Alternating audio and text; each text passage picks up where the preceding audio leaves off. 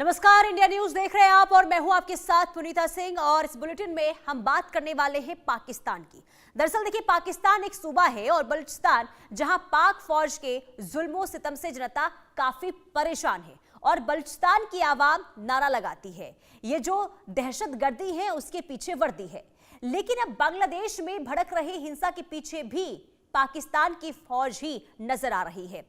वैसे तो शेख हसीना के तख्ता पलट के वक्त से ही साफ जाहिर हो गया था, लेकिन अब पाकिस्तान के छोटम भैया नेता भी भारत को गीदड़ भभकी दे रहा है। आपको बता दें कि पाकिस्तान मुस्लिम लीग यूथ विंग का अध्यक्ष कामरान सईद उस्मानी अपनी औकात भूल भारत को धमका रहा है।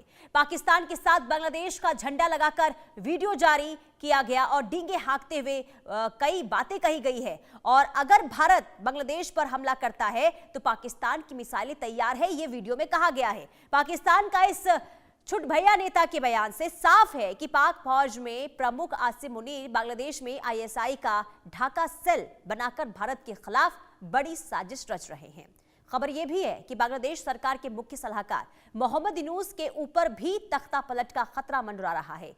वैसे पूरी दुनिया जानती है कि पाकिस्तान कई बार जंगी मैदान में भारत का कुछ बिगाड़ नहीं पाया है, लेकिन बांग्लादेश में मुनीर की साजिश से भारत को कितना अलर्ट रहना चाहिए, इस मुद्दे पर हम खास मेहमानों के साथ चर्चा भी करेंगे। लेकिन पहले आपको सुनवाते हैं कामरान सईद की गीदड़ भभकी जो भारत को दी गई है।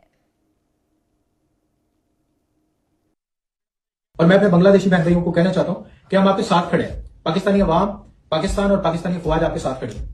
अगर कोई माशी दबाव बांग्लादेश पे डालने की कोशिश करेगा या बांग्लादेश की खुद मुख्तारी पे अटैक करने की कोशिश करेगा तो पाकिस्तान की बाशऊर अवाम आपके साथ खड़ी होगी।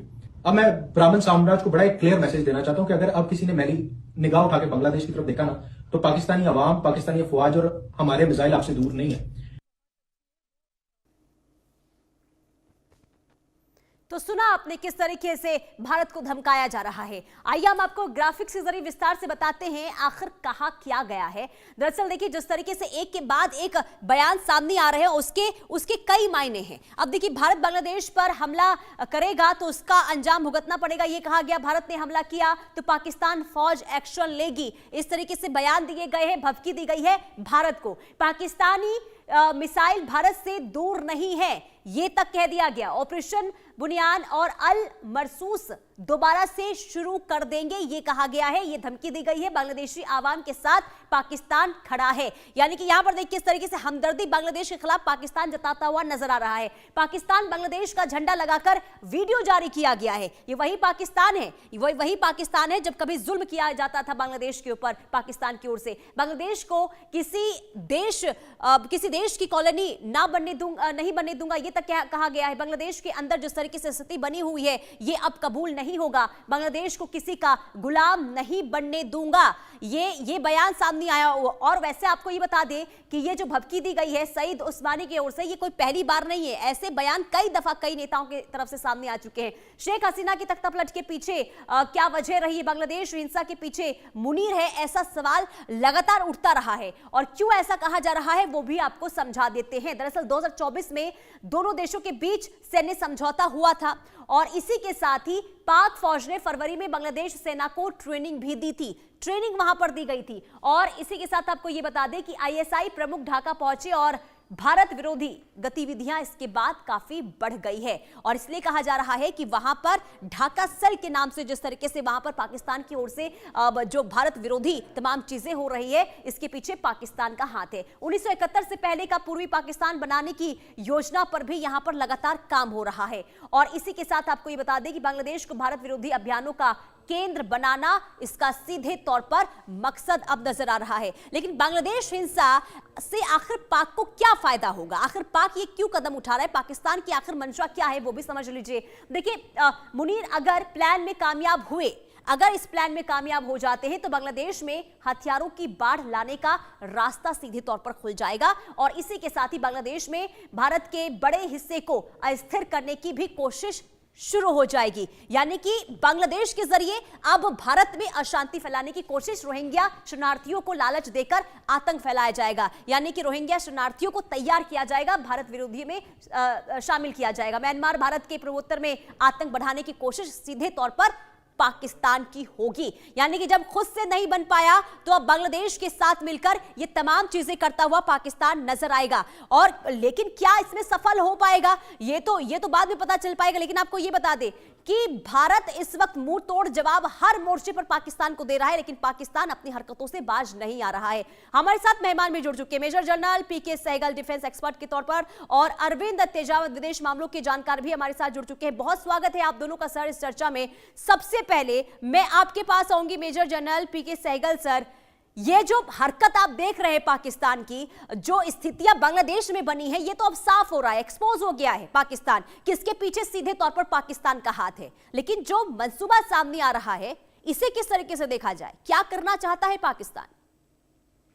देखो, पाकिस्तान तो स्थिति का भरपूर फायदा उठाना चाहता है। जब से बांग्लादेश में यूनिट सरकार रही है तब से पाकिस्तान की जबरदस्त कोशिश रही है कि हिंदुस्तान को हर प्रकार से जान और माल का नुकसान पहुंचाया जाए, बांग्लादेश के माध्यम से भी। और पाकिस्तान को कुछ हद तक इसमें सक्सेस मिल रही है। जहाँ तक यूनिट सरकार का ताल्लुक है, पाकिस्तान का ताल्लुक है, वो नहीं चाहते कि 12 फरवरी को वास्तव में इलेक्शन हो, ना ही जमात इस्लामी चाहती है, क्योंकि जो भी सरकार वहाँ आएगी, पहले मैं बताना चाहता हूँ कि जमात इस्लामी और जो एंटी इंडियन एलिमेंट्स हैं और जो जिहादी एलिमेंट्स हैं, उनकी संख्या पॉपुलेशन में केवल 2 या 3% है। तो बांग्लादेश को हम साफ तौर पर जानती है कि हिंदुस्तान के अच्छे रिश्ते नाते जो हैं उनके लिए लाभदायक है, ना कि पाकिस्तान के हाथ मिलाना। और वो साफ तौर पे जानते हैं कि इलेक्शन में उन्होंने अवामी लीग को तो बैन कर दिया है, जिसकी पॉपुलर रेटिंग तकरीबन 40% है। 40% लोग आज भी चाहते हैं अवामी लीग वापस इलेक्शन में जीते, लेकिन उसको बैन कर दिया गया है। लेकिन बीएनपी भी जो है खलीदा जिया की पार्टी है, वो भी साफ तौर पे जानती है कि हिंदुस्तान के साथ रिश्ते नाते बिगाड़ना जो है उसके लिए बहुत ही ज़्यादा चिंताजनक और नुकसानदेह होगा, क्योंकि हिंदुस्तान के ऊपर बांग्लादेश हर प्रकार से निर्भर है। जहाँ तक पाकिस्तान का ताल्लुक है, पाकिस्तान की ये गीदड़ धमकियों से हिंदुस्तान को कोई खतरा नहीं है, हिंदुस्तान को डरना नहीं चाहिए। हम हर प्रकार से सतर्क हैं। अगर पाकिस्तान बाज नहीं आता तो उसको साफ तौर पर नजर आना चाहिए, हर खेल में 2 खिलाड़ी हैं। हम बड़े पैमाने पर बलूचिस्तान में दखलंदाजी कर सकते हैं, पीओके में दखलंदाजी कर सकते हैं, सिंध में कर सकते हैं, पख्तूनख्वा में कर सकते हैं। हमने अभी तक इस माफी की कार्रवाई नहीं की, लेकिन हमारे पास सारी ऑप्शन अवेलेबल है। हम पाकिस्तान को चाहे तो आज ही एट दिस मोमेंट ओनली हम कंप्लीटली डिस्टेबलाइज कर सकते हैं। और पाकिस्तान को ये साफ तौर पर जानना चाहिए कि हिंदुस्तान में क्षमता है, हिंदुस्तान में ताकत है। और हिंदुस्तान में, अगर आपको याद होगा, 1971 से पहले ईस्ट पाकिस्तान था, जहाँ पाकिस्तान की आर्मी बड़े पैमाने पर थी, पाकिस्तान एयरफोर्स बड़ी पैमाने पर थी। उसके बावजूद भी हिंदुस्तान ने दोनों साइड के बॉर्डर्स को मैनेज किया। उस समय भी चाइना का भी थ्रेट था, हिंदुस्तान ने मैनेज किया। आज हिंदुस्तान की फौजें उस समय से लेकर बहुत ज़्यादा मजबूत हैं, बहुत ज़्यादा स्ट्रॉन्ग है, और हर प्रकार के हम मल्टी डोमेन ऑपरेशन के लिए हर प्रकार से तैयार हैं। हाँ, बिल्कुल। और देखिए, हर मोर्चे पर जब जब भारत पाकिस्तान आमने सामने रहा है, पाकिस्तान को मुखी खानी पड़ी है सर, लेकिन इसके बावजूद भी वो किसी भी तरीके से अपनी हरकतों पर ना पहले बाज आया, और अभी भी जिस तरीके से यहाँ पर दखलंदाजी करने की कोशिश हो रही है भारत के अंदर, तो आप समझिए कि पाकिस्तान आखिर चाहता क्या है, उसका हश्र क्या होगा, ये भी पाकिस्तान को समझ लेना चाहिए। लेकिन अरविंद तेजावत सर, क्योंकि बांग्लादेश में अब जो स्थिति देखने को मिल रही है ये तो सबके सामने है, इसकी प्लानिंग बहुत पहले हो गई थी बांग्लादेश और पाकिस्तान के बीच में। यानी कि अब नवंबर में जो अब ये तमाम चीजें हुई, आना जाना हुआ, बैठकें जो हुई, सीधे तौर पर था कि आईएसआई का ढाका सेल एक्टिव करना, जिसे ढाका सेल नाम दिया गया है उन लोगों की तरफ से। अब ऐसे में क्या समझ आ रहा है, आखिर जो पाकिस्तान है सीधे तौर पर क्या भारत से लड़ नहीं सकता, जो अब बांग्लादेश के थ्रू वो तमाम चीजें भारत के अंदर करना चाहता है? देखिए पुनीता जी, आपके एक एजम्पशन से मैं सहमत नहीं हूं कि सत्ता परिवर्तन से पहले पाकिस्तान वहां पे एक्टिव था, क्योंकि उस समय तो खालिदा वो मैडम शेख हसीना थी, है ना। तो उस समय तो पॉसिबल नहीं था उनके रीजन में कि पाकिस्तान बहुत ज्यादा सक्रिय होता। तो इस निष्कर्ष से तो मैं नहीं करूंगा। पर दूसरा, सहगल साहब का भी जो मैंने सुना, उसमें कुछ चीजें ऐड ऑन करते हुए, और आपके जो निष्कर्ष हैं उसमें कुछ चीजें ऐड ऑन करते हुए, एक चीज हमें देखनी होगी। वो मेन स्ट्रीम में ये बातें नहीं हो रही है, पर अगर आप जैसे गहरी रिसर्च में जाएंगे तो कुछ चीजें समझ में आएंगी जी। और लोग ओपनली इसलिए नहीं कह रहे हैं क्योंकि उनको अपनी बात साबित करने के लिए एविडेंस नहीं, और एविडेंस हो नहीं सकता, क्योंकि जो खासकर डिप्लोमेसी की जो चीजें हैं वो पर्दे के पीछे भी बहुत सारी चलती है। पर कुछ चीजें तो एकदम साफ नजर आ रही है, जैसा कि पाकिस्तान की आर्थिक क्षमता जो है वो इतनी ज्यादा नहीं है कि वह बांग्लादेश को भी संभाले। पाकिस्तान के खुद के अपने घरेलू मसले हैं। तो जो कुछ विदेशी फोर्सेस हैं, जो फॉरेन फोर्सेस हैं या विदेशी ताकतें हैं, वो यहाँ पे काफी बड़ा पर्दे के पीछे से रोल अदा कर रही है, जिसमें खासकर यूनाइटेड स्टेट का नाम ले सकते हैं और चाइना का नाम ले सकते हैं। इस चीजों को हमने और बहुत सारे जो बड़े बड़े धुरंधर जो कूटनीति को जानने वाले लोग हैं वो नहीं समझ पाए, पर बाद में उसको समझा, और यही वजह है कि जो रूस के राजदूत हैं उन्होंने अभी वहाँ बयान दिया और उन्होंने कहा कि देखिए जो बांग्लादेश में हो रहा है वो ठीक नहीं हो रहा है। पर दूसरी तरफ जो वेस्टर्न फोर्सेस हैं वो क्या कर रही है, वो जो एक हिंदू को वहां लटका कर मारा जाता है, हिंदू ना भी कहें, अल्पसंख्यक है, इंसान तो है कम से कम, है ना, इंसान के नाते तो बनता था कि उसके पक्ष में आप बोलते हैं, पर उस व्यक्ति के पक्ष में बोला जा रहा है, उस व्यक्ति की हत्या के पक्ष में बोला जा रहा है जो कि भारत विरोध में था। तो दरअसल शीत युद्ध की जो लड़ाई है वो वापस नए सिरे से एक तरीके से परिभाषित हो रही है और उसका अखाड़ा दक्षिण एशिया बन रहा है। और हमारी भारत की ये जिम्मेदारी है कि उन सारी विदेशी ताकतों को यहाँ से बाहर फेंका जाए। और इसका पहला तरीका ये हो सकता है, अगर हमारे विदेश मंत्रालय में बैठे हुए लोग थोड़ा सा अगर गौर करें, तो बांग्लादेश को एक बड़ा सा बिल थमा दिया जाना चाहिए। जो 1971 में हमारे सोल्जर्स मरे थे, उनके आर्मी में कॉस्ट काउंटिंग वगैरह होती है एक सोल्जर्स की जीवन वगैरह की, हालांकि काफी अमानवीय होता है, पर सहगल साहब जानते हैं इस बात को, एक सोल्जर्स की टोटल कीमत कितना होता है, ये सब वो करके हमारी मौतों को, उनके फिर वापस मुआवजे को काउंट करके जो भारत के एसेट्स लगे हैं, अगर वो नहीं मानते हमारा एहसान तो हमें वापस लौटा दें। भले ही मुझे पता है कि ये केवल एक सांकेतिक होगा, पर कम से कम इतना तो होगा कि बांग्लादेश को एक कम से कम वहां की सरकार को ये चीज समझ में आ जाएगी। बांग्लादेश में ऐसा इसलिए भी हो रहा है कि जो अंतरिम सरकार, उसका कोई बहुत बड़ा नुकसान नहीं हो रहा है। जो भारत और बांग्लादेश के जो संबंध बिगड़ रहे हैं उसकी भरपाई जो है वो नई सरकार करेगी। इसलिए आप देखेंगे कि बीएनपी का रुख जो हमेशा से पाकिस्तान के पक्ष में रहा है और आमतौर पे उसे भारत विरोधी माना जाता रहा है, वहां पे भी आप देखेंगे कि बीएनपी में जो है उसने भारत के पक्ष में बयान दिया है और भारत ने भी बीएनपी के पक्ष में बयान दिए हैं और कहा है कि अगर सरकार बदलती है तो हम नई सरकार के साथ अच्छा करेंगे। यहाँ भारत की एक और स्ट्रेटेजिक गलती ये हुई है कि भारत को दरअसल जो खासकर अवामी लीग है उसके साथ इतना उस पर निर्भर नहीं रहना चाहिए था कि हमारे लिए बीएनपी से दूरियां बढ़ जाए। जब बीएनपी बाइकआउट कर रही थी इलेक्शन का और जब वहां लोकतंत्र की हत्या हो रही थी, तब भारत को शेख हसीना को ये समझाया जाना चाहिए था कि देखिए ये लोकतंत्र के खिलाफ है और आपको ऐसा नहीं करना चाहिए, क्योंकि शेख हसीना को ऐसा थोड़ी है कि बहुत भारत से प्रेम कर रही थी, वो चीन से भी उतना ही संबंध बनाए हुए थी जितना कि भारत से, और उनको यहाँ शरण देने की बजाय किसी तीसरे देश में भेजा जा सकता था और उसके लिए भारत सरकार जो है वह मदद कर सकते थे। तो ये तमाम चीजें हैं जो कि कुछ स्ट्रेटेजिक गलतियां हुई हैं हमसे। मोदी साहब शुरू में मोहम्मद यूनुस साहब से मिले भी नहीं, फिर बाद में उन्हें ऐसा हुआ कि नहीं मिलना चाहिए। तो ये सब चीजें जो है वो तमाम चीजें हैं, पर अभी भी कोई बात नहीं, देर आए दुरुस्त आए। अगर हमने अभी भी संबंध ठीक नहीं किए तो एक तो बांग्लादेश जो खासकर जो आतंकी ट्रेनिंग कैंप्स हैं उनका अड्डा बन जाएगा और भारत और पाकिस्तान की बाउंड्री से भी ज्यादा लंबी बाउंड्री है, 4000 के आसपास लगभग है ना किलोमीटर, तो बहुत मुश्किल हो जाएगा। भारत के इकोनॉमिक एसेट्स इतने हैं नहीं कि एक एक पूरा हर जगह हम वो पूरा तारबंदी करके और पूरा एकदम उस सीमा को सुरक्षित कर ले। तो वक्त रहते हुए जो फॉरेन मिनिस्ट्री में बैठे हुए लोग हैं वो सोच भी रहे होंगे और उन्हें सोचना चाहिए इस बात में, पुनीता जी। लेकिन सर, क्योंकि यहाँ पर देखिए बहुत सारी चीजें हैं, क्योंकि एक तरफ आपने जो कहा कि और सभी को पता है कि देखिए बांग्लादेश की जो दखल अंदाजी है वो शुरुआत से ही बांग्लादेश में रही है, पाकिस्तान की बांग्लादेश में। हालांकि उस समय वो कामयाब नहीं हुआ जब तक शेख हसीना सत्ता में थी, लेकिन आखिर ऐसा क्या हुआ कि सत्ता परिवर्तन होने के साथ ही वहां पर हिंदू पर अत्याचार बढ़ गए? इसके पीछे की वजह क्या हो सकती है? क्या जब शेख हसीना सत्ता में थी तो क्या कभी ऐसी तस्वीर सामने आई थी सर? देखिए पुनीता जी, हिंदुओं पे हिंसा होने का तो कारण एकदम साफ नजर आता है, क्योंकि जो शेख हसीना की जो सरकार थी वो सेकुलर सरकार थी जी। तो जो नई सरकार आएगी वो पुरानी सरकार को बताएगी कि वो जो कर रही थी वो ठीक नहीं थी।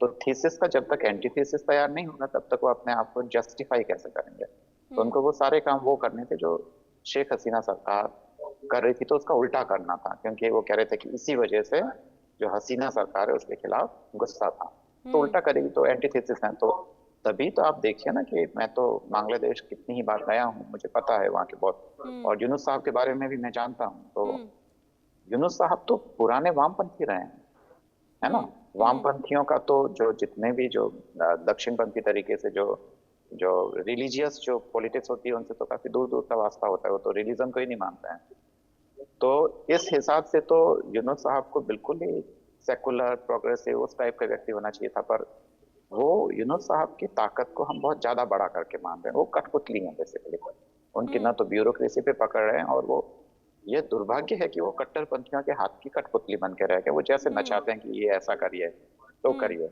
उनका अपना कुछ भी नहीं है, वो खाली एक फेस है।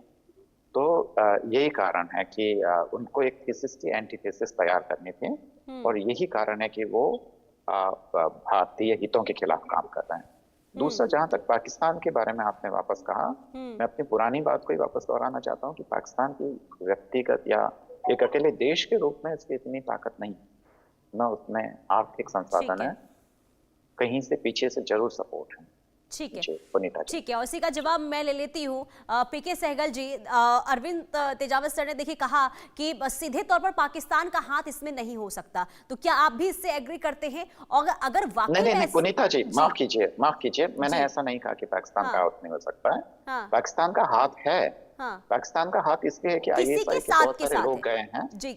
हाँ, किसी के साथ वही मैं कह रही हूँ सर, किसी के साथ मिलकर ऐसा हो रहा है। तो मैं यही पीके सहगल सर से पूछ रही हूँ, क्या सर आप भी इससे सहमत हैं कि पाकिस्तान अकेले ये नहीं कर रहा है, किसी और के साथ मिलकर कर रहा है? अगर ऐसा है तो कौन इसके पीछे हो सकता है? क्योंकि देखिए अब सीधे तौर पर पाकिस्तान की धमकी भी सामने आ रही है। अभी आपने सुना होगा, अब ये कह दिया गया है कि अगर किसी भी तरीके से दखल अंदाजी भारत की बांग्लादेश में होती है, कोई भी जुल्म होता है, तो उसका जवाब पाकिस्तान की ओर से दिया जाएगा।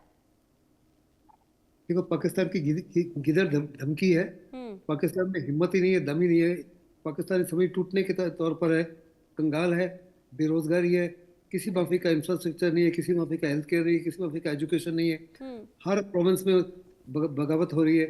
लेकिन उसके बावजूद पाकिस्तान की बड़ी जबरदस्त कोशिश है कि हिंदुस्तान को कि नॉर्थ ईस्टर्न स्टेट्स में इंसर्जेंसी को दोबारा कायम किया जाए, चिकन नेक एरिया में कुछ ऐसी कार्रवाई करे जिससे हिंदुस्तान का जो रेल एंड रोड कनेक्टिविटी है नॉर्थ ईस्टर्न स्टेट के साथ वो कट ऑफ हो जाए।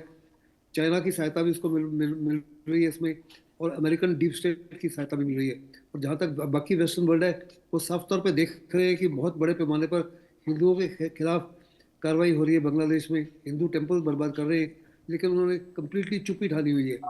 अपने आप को बड़े ह्यूमन राइट्स के बात करते हैं, लेकिन इस समय जितने भी ह्यूमन राइट्स ऑर्गेनाइजेशन है सब देख रहे हैं, लेकिन सब ने चुप्पी ठानी हुई है। बिल्कुल उसी माफिक जैसे 1971 वॉर से पहले बड़े पैमाने पर वहाँ पे बलात्कार होता, लोगों को मारा जा रहा था, इंटेलेक्चुअल्स को बर्बाद किया जा रहा था, यूनिवर्सिटीज को जलाया जा रहा था। और इसमें एक चीज मैं और भी ऐड करना चाहूंगी कि सर आखिर ऐसा क्या हुआ कि पाकिस्तान अब अचानक से बांग्लादेश के सपोर्ट में आ गया? याद है ना, कभी एक समय था जब बांग्लादेश के पर यही पाकिस्तान है जिसने क्या कोहराम मचाया था, क्या स्थिति वहां पर की गई थी लोगों की, और वही पाकिस्तान अब एकदम से पलट गया, बांग्लादेश का साथ दे रहा है। तो जरा इससे भी समझाइए क्या हो सकती है रणनीति? देखो, पाकिस्तान के सामने एक अपॉर्चुनिटी खुली और उस अपॉर्चुनिटी का भरपूर फायदा उठाना चाहता है। कोई भी देश की कोशिश होती है कि अपने दुश्मन को हर प्रकार का नुकसान पहुंचाया जाए। पाकिस्तान हिंदुस्तान को सबसे बड़ा दुश्मन मानता है और इस अपॉर्चुनिटी का भरपूर फायदा उठाना चाहता है। जब तक यूनुस की सरकार रहेगी तब तक पाकिस्तान को फायदा है। जब भी इलेक्शंस होती है, चाहे वो फ्री हो या नहीं सर, इसमें ये भी होगा कि क्या आपको भी ऐसा लगता है कि पाकिस्तान अकेले दम पर ये तमाम चीजें नहीं कर रहा है? लेकिन पाकिस्तान अकेले दम पे नहीं कर रहा, पाकिस्तान को सहायता मिल रही है जी। अमेरिका के डीप स्टेट की तरफ से बहुत बड़ी सहायता मिल रही है, चाइना की तरफ से, और इसके पीछे हो सकता है। लेकिन जितने भी मुस्लिम देश हैं और जितने भी अरब देश हैं वो कॉशियस है, वो स्थिति को देख रहे हैं, लेकिन मुझे नहीं लगता किसी प्रकार से पाकिस्तान का समर्थन कर रहे हैं। वो साफ तौर पे जानते हैं कि ऑयल जो है आहिस्ते आहिस्ते उसकी लागत कम हो रही है, रिन्यूएबल रिसोर्सेज बन रहे हैं, India is a huge market, और हिंदुस्तान के साथ रिश्ते नाते किसी प्रकार से खराब नहीं करना चाहते। वो तो बड़े पैमाने पर हिंदुस्तान में इन्वेस्टमेंट कर रहे हैं। ऐसे में पाकिस्तान को किसी प्रकार का सपोर्ट नहीं देंगे। लेकिन टर्की की तरफ से पाकिस्तान को सपोर्ट मिल रहा है। सो टर्की है, अमेरिका है, चाइना है और पाकिस्तान है। ये चारों देश जो है मिलकर हिंदुस्तान के डिस्टेबलिश करने की कोशिश कर रहे हैं, हिंदुस्तान की इकोनॉमी को बर्बाद करने की कोशिश कर रहे हैं। हिंदुस्तान को बड़ी सावधानी से, हमारे पास अनेकों ऑप्शंस हैं, we got political options, economic options, diplomatic options, military options. Military option को अख्तियार करना सबसे लास्ट होगा। मुझे नहीं लगता कि हमको मिलिट्री ऑप्शन एक्सरसाइज करना चाहिए, बिकॉज वेस्टर्न वर्ल्ड की भी ज़बरदस्त कोशिश है, चाइना की भी ज़बरदस्त कोशिश है कि हिंदुस्तान की जो उभरती इकोनॉमिक ताकत है उसको ख़त्म किया जाए, और हिंदुस्तान अपनी इकोनॉमिक ताकत को बढ़ाए रखने के लिए किसी प्रकार से मिलिट्री कॉन्फ्रंटेशन नहीं चाहता, अनलेस फोर्स टू।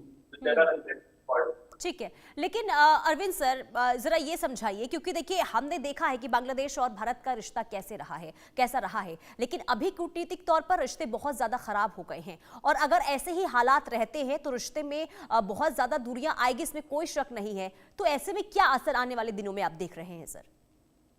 देखिए पुनीता जी, दो असर तो साफ नजर आ रहे हैं। पहला ये कि अगर भारत और बांग्लादेश के रिश्ते खराब होते हैं तो, क्योंकि एक तो विभाजन जो है जो 1947 में हुआ था, अभी उसकी प्रक्रिया खत्म नहीं हुई है, विभाजन अभी भी जारी है। और यही वजह है कि बांग्लादेश में जो हिंदू 24% से वो घट के 8% रह गए हैं, और भारत में भी वह विभाजन की प्रक्रिया जारी है।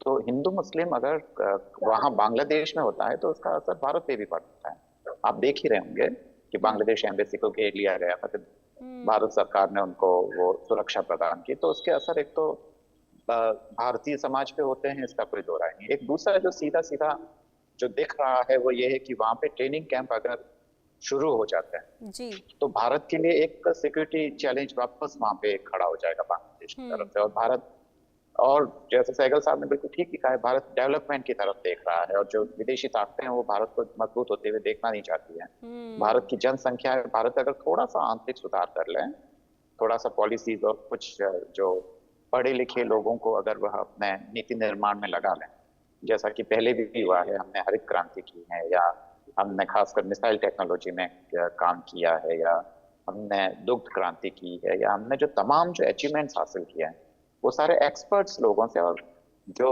उस विषय के विशेषज्ञ थे, चाहे वो इकोनॉमिक रिफॉर्म्स में मनमोहन सिंह जी साहब के टाइम में, तो वो किए हैं। पर ब्यूरोक्रेसी भारत को आगे नहीं बढ़ने दे रही है। ब्यूरोक्रेसी एक खास तरीके से काम करना चाहती है और वो अपनी ताकत को शिफ्ट नहीं करना चाहती है। पर धीरे धीरे भारत में भी ये परिवर्तन होगा, जो पुरानी चीजें वो कमजोर होगी और नया निर्माण होगा।